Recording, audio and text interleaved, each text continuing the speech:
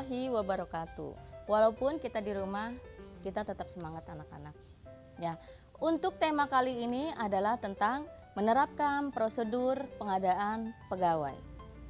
Ya, kompetensi dasar untuk pelajaran kali ini menerapkan prosedur kepegawaian dengan tujuan pembelajaran yaitu agar siswa mengetahui tentang pengertian dan prinsip pengadaan pegawai. Ya. Pengadaan pegawai merupakan langkah pertama dan yang mencerminkan berhasil tidaknya suatu perusahaan untuk mencapai suatu tujuan. Jika karyawan yang diterima itu kompeten, maka usaha untuk mewujudkan tujuan relatif lebih mudah. Dan apabila karyawan yang tidak diterima tidak memenuhi syarat, hal tersebut sulit bagi perusahaan untuk mencapai tujuannya. Pengadaan karyawan harus didasarkan pada prinsip apa dan baru siapa. Maksudnya adalah kita harus mencari orang-orang yang tepat untuk menduduki suatu jabatan berdasarkan spesifikasi suatu pekerjaannya. Nah, selanjutnya ada pengertian dari pengadaan SDM. Pengadaan SDM itu apa sih? Pengadaan SDM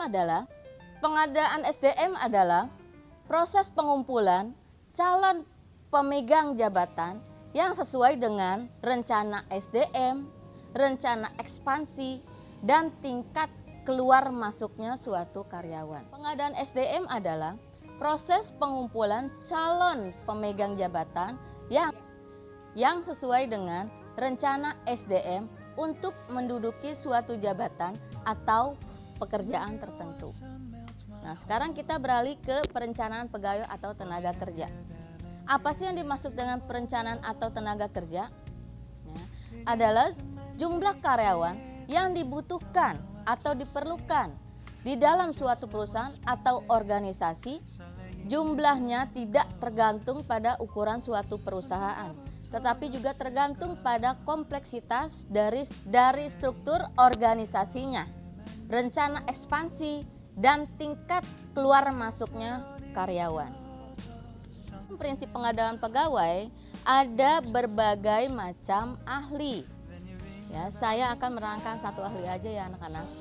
Ya, menurut Pesiagian menyatakan bahwa pengadaan tenaga kerja adalah upaya yang sistematik mengenai pengadaan untuk mencari calon-calon pegawai yang apabila ternyata persyaratannya telah ditentukan dipekerjakan sebagai pegawai.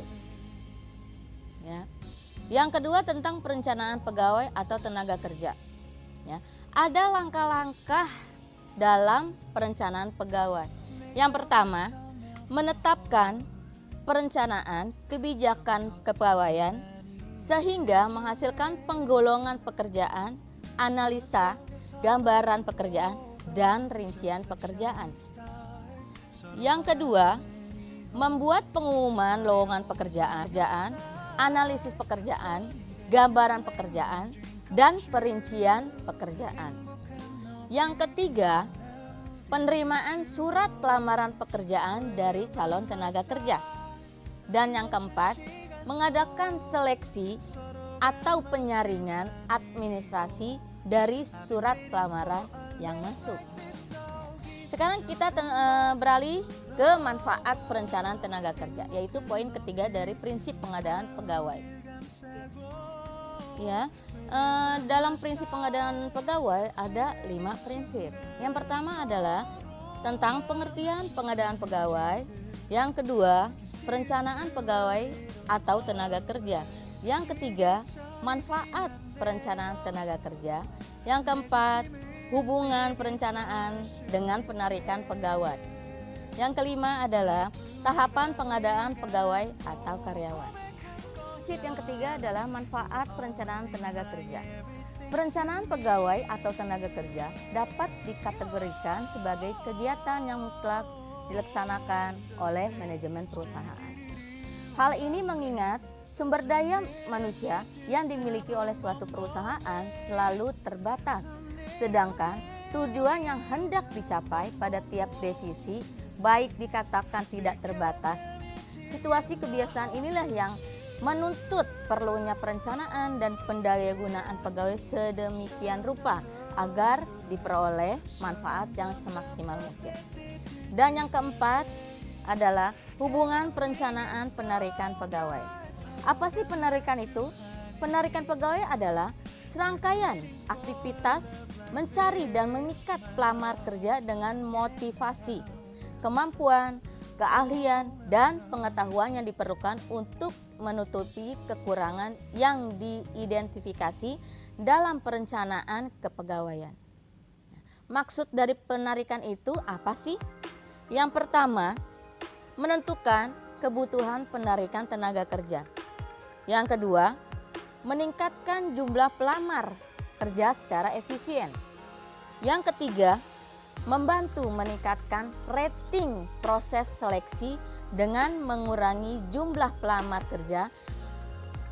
Dan yang keempat, mengurangi kemungkinan berhenti atau mutasi setelah diangkat. Pengadaan karyawan merupakan langkah pertama yang mencerminkan berhasil dan tidaknya suatu perusahaan untuk mencapai tujuan. Jika karyawan yang terima kompeten, maka usaha untuk mewujudkan tujuan relatif lebih mudah.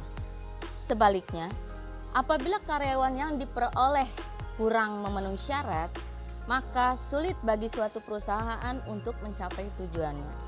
Tujuan dari aktivitas penarikan adalah yang pertama, memikat pelamar yang melamar kesempatan kerja. Yang kedua, mempengaruhi pelamar menerima tawaran yang mereka terima. Yang ketiga, sebagai sarana pertukaran informasi. Adapun alasan penarikan adalah sebagai berikut. Yang pertama, berdirinya organisasi baru. Yang kedua, adanya perluasan kegiatan organisasi. Yang ketiga, terciptanya pekerjaan dan kegiatan-kegiatan baru. Dan yang keempat, adanya pekerja yang pindah ke organisasi lain. Simpulan pelajaran hari ini adalah perencanaan pegawai yang dilakukan secara tepat akan memberikan manfaat bagi perusahaan ataupun karyawan. Ya, selebihnya tugas dari saya untuk kalian di rumah. Ya, buatlah peta konsep tentang pengadaan pegawai dari materi yang saya sampaikan pada hari ini, yaitu tentang pengadaan pegawai. Ya. Sekian, terima kasih.